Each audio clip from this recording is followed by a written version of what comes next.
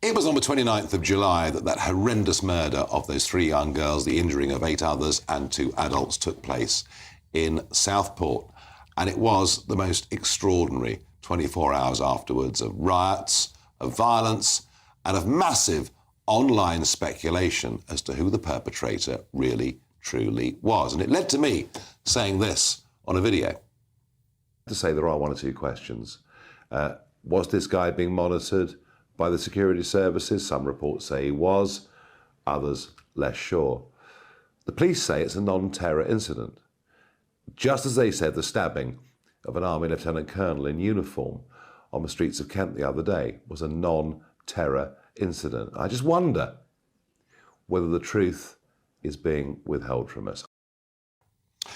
Well, I felt we weren't being told the full truth. I don't know what the reasons were, and I felt even more justified in what I said just a couple of weeks later when we learnt that Callaghan, the triple murderer from Nottingham the year before, when we learnt that actually 3 years before that atrocity, a very senior doctor had said, if you let this man out, he will go out and kill.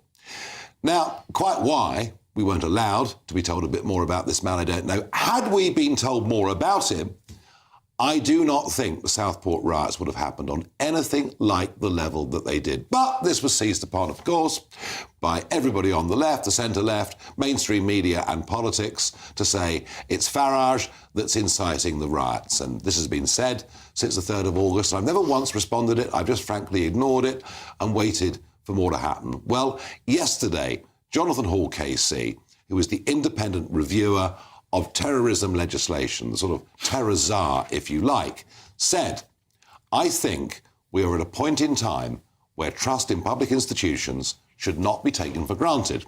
And when matters of high importance in the public mind happen, that, as far as is possible, for the police, the government, the media, should level with them.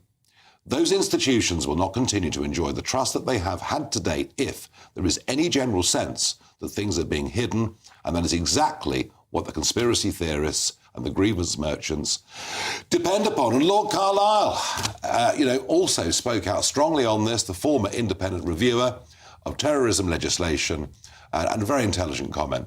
I think we should get out more information if we possibly can. We have learned from these events that when somebody is arrested and there was a potential issue like this arising, the police probably need to tell the media who has been arrested and what their background is. Well, I've got to tell you, folks, that is exactly what I was saying. Tell us the truth, because you would not have had that frenzied online speculation.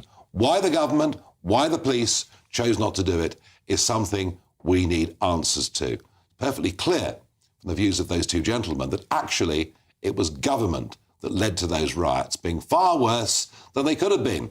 Now, there was some pretty appalling, abusive stuff said about me online, so I'd like apologies, please, from Anna Soubry, Brendan Cox, Dawn Butler MP, David Baines MP, Kim Johnson MP, Stand Up to Racism, Andy MacDonald MP, the Deputy Prime Minister Angela Rayner, Jess Phillips, former SNP leader Humza Yousaf, former Tory MP Tobias Elwood, the Metro Mayor of Liverpool Steve Rotherham, the Times newspaper, LBC's James O'Brien, Trevor Phillips, Tom Tugendhat, and the former Assistant Commissioner of the Police, Neil Basu. Oh, and Ian Hislop as well.